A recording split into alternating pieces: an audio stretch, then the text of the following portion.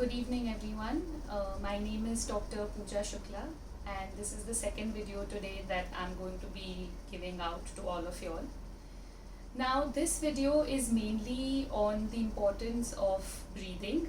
I'm sure we all take it for granted because that's something that just comes so naturally to all of us. The reason why I thought I want to make this video and show all of y'all how y'all can enhance your breathing and make it better is because in this current situation that we are in, we're all trying to be healthy in a lot of different ways, like by drinking healthy immunity boosting drinks like your haldi milk and tulsi kadha and all sorts of possible things. We're trying to exercise and work out, trying to do a lot of meditation and focus on all of those other things, but I don't think any one of us gives the importance that breathing really requires.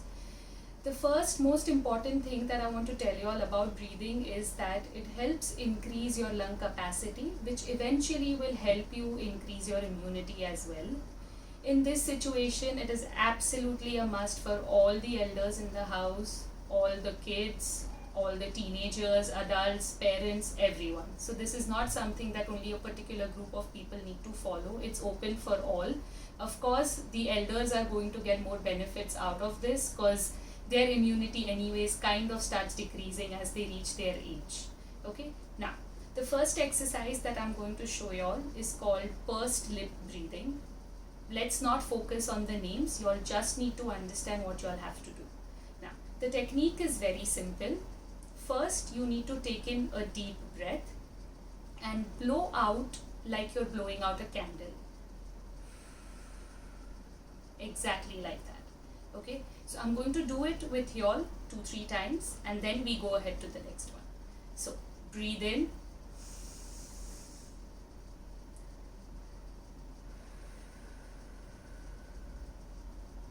Breathe out.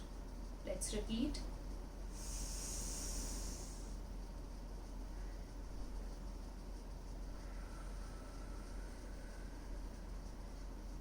The importance of this pursed lip breathing is that it helps expand your chest cavity. You have to make sure that you're breathing in and taking a deep breath and blowing out fully.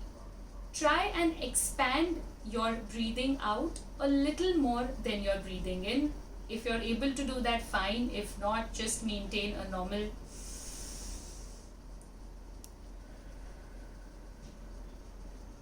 Okay, now the second one is called diaphragmatic breathing. Now, diaphragm is your main breathing muscle. You need to keep your hand here, just below your chest. Now, this is for a cue. Okay, this keeping your hand here is going to help you understand how much your tummy bloats and how much it goes in. Your agenda is to make sure that your hand moves out the maximum it can and it goes in the maximum. Okay, so your breathing pattern stays the same.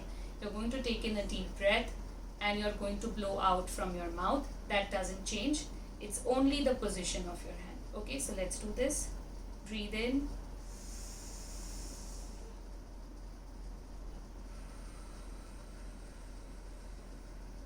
Just see the moving out of the hand and moving in.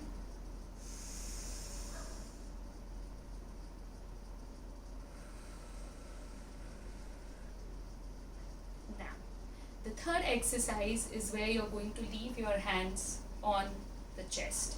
Just cross them and leave them here. You're going to do exactly the same thing, but now your focus is on the sides. Focus on these two areas of your chest, just floating up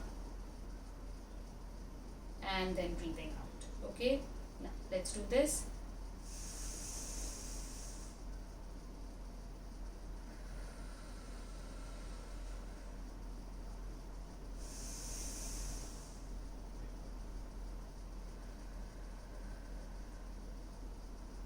All right. Now, the next one in this is where you're going to leave your hands on the side. This is called as intercostal breathing. Again, don't worry about the name, just make sure you're doing the right technique. Have your hands here, focus on these areas. You're going to fill in your chest fully and then relax. So breathe in.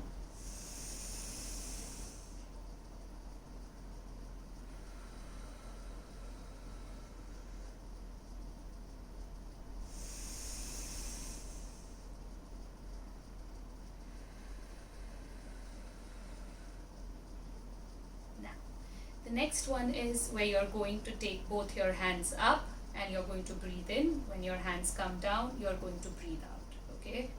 Your hands go up.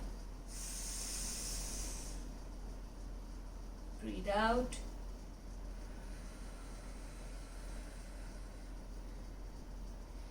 The same thing you can also repeat on your sides. When you go up, you breathe in. When you come down, you breathe out. Same thing.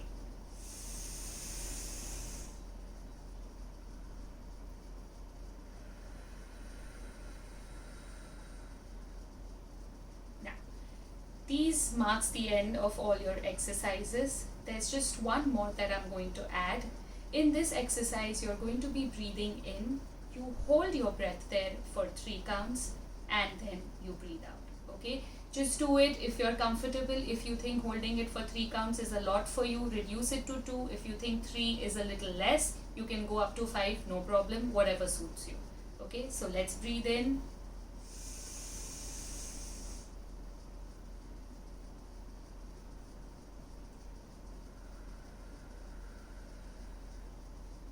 Let's repeat.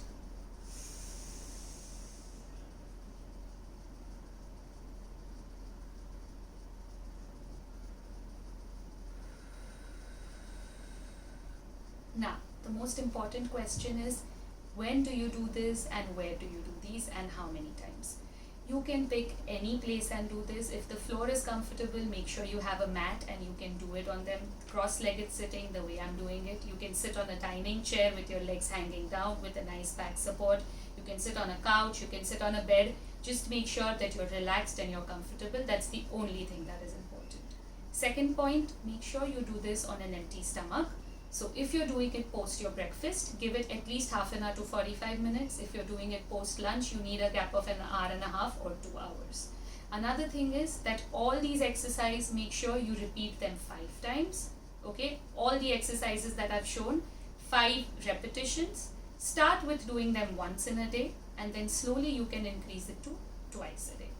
I hope this was very simple and clear. I am ready to answer all sorts of suggestions and queries. Make sure you can, watch all of this, understand any doubts. I'm there. DM me. You can drop in a message and I'll revert back to all of you all. Till then, stay healthy, stay safe, stay home, keep practicing and keep smiling. See you soon.